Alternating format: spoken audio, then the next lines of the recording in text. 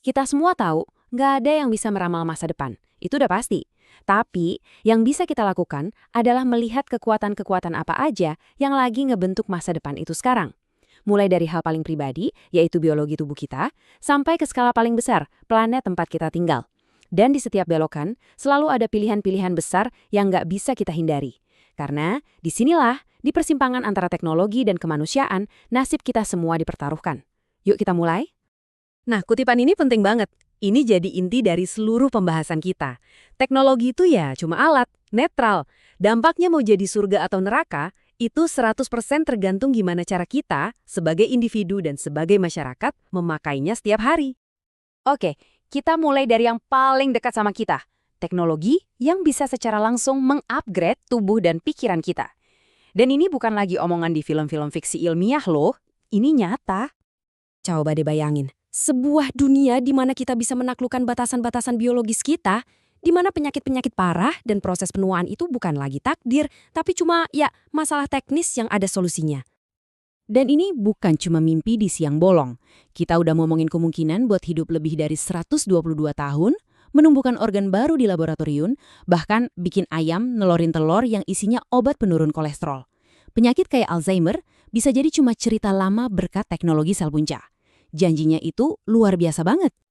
Tapi, disinilah kita harus berhenti sejenak. Dari semua janji indah itu, muncul satu pertanyaan krusial. Karena setiap ada kemajuan besar, pertanyaannya selalu sama. Siapa yang bisa menikmati hasilnya, dan siapa yang bakal ketinggalan? Nah, ini dia skenario tandingannya, sisi gelapnya. Masa depan di mana manusia nggak lagi dipisahin sama kelas ekonomi, tapi sama kelas genetik. Ini bukan lagi soal si kaya dan si miskin, tapi soal perpecahan yang jauh lebih mendasar di dalam spesies manusia itu sendiri. Risikonya serius banget. Kita bisa tanpa sengaja menciptakan masyarakat yang terkotak-kotak secara genetik, mirip di film GTK.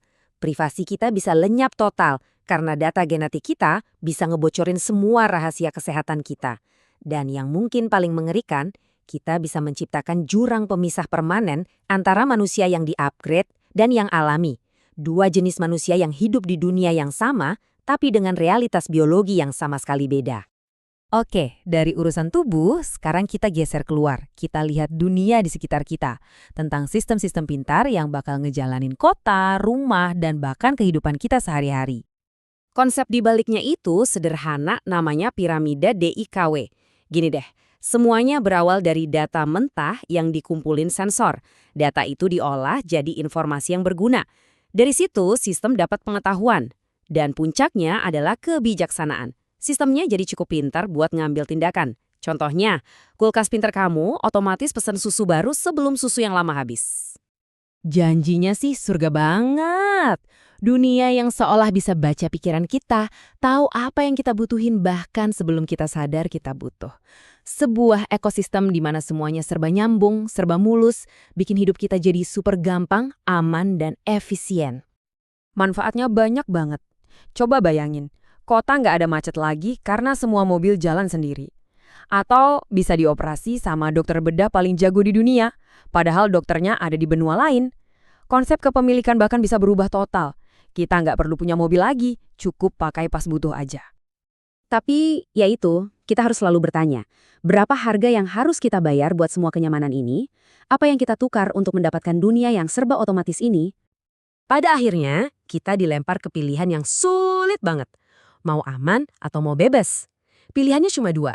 Pertama, taman berdinding. Super aman, terlindungi. Tapi ya gitu, kita kayak di dalam sangkar emas. Semua gerak-gerik kita diawasin. Atau pilihan kedua, Wild West. Bebas sebebas-bebasnya. Tapi ya, bahaya di mana-mana. Nggak ada yang lindungin kita dari penjahat siber. Ancamannya ini bukan main-main. Sebuah studi dari Oxford bilang, hampir setengah pekerjaan di Amerika bisa lenyap digantiin mesin dalam 20 tahun ke depan. Dan dengan triliunan alat yang nyambung ke internet, kita berhadapan dengan potensi pengawasan total. Big Brother itu bukan lagi satu entitas, tapi triliunan sensor yang nempel di mana-mana ngeliatin kita terus. Yang paling serem, infrastruktur kita, listrik, air, bahkan teko di dapur bisa dibajak dan dijadiin senjata buat nyerang kita. Oke, dari tubuh kita, dunia di sekitar kita, sekarang kita lihat gambaran yang paling besar. planet bumi itu sendiri. Dan di sini, taruhannya bukan lagi cuma kenyamanan atau privasi, tapi kelangsungan hidup kita semua. Coba deh lihat pergeseran dramatis ini. Dulu, tahun 1950-an, kota-kota paling gede di dunia itu ada di barat. Tapi lihat prediksi tahun 2030, hampir semuanya pindah ke timur. Ini bukan cuma soal orangnya pindah loh, ini artinya pusat kekuatan, pusat konsumsi sumber daya, dan tekanan paling berat buat planet kita, semuanya ikut geser. Nah, di sisi lain, ada juga harapan. Banyak yang percaya, otak kita yang sama yang bikin masalah ini, ya otak itu juga yang bisa nemuin solusinya. Kita bisa kok merekayasa jalan keluar dari krisis iklim dan sumber daya ini. Gimana kalau gurun Sahara jadi baterai raksasa bertenaga surya buat seluruh Eropa? Atau setiap rumah jadi pembangkit listrik mini bisa jual beli listrik sama tetangga pakai teknologi blockchain.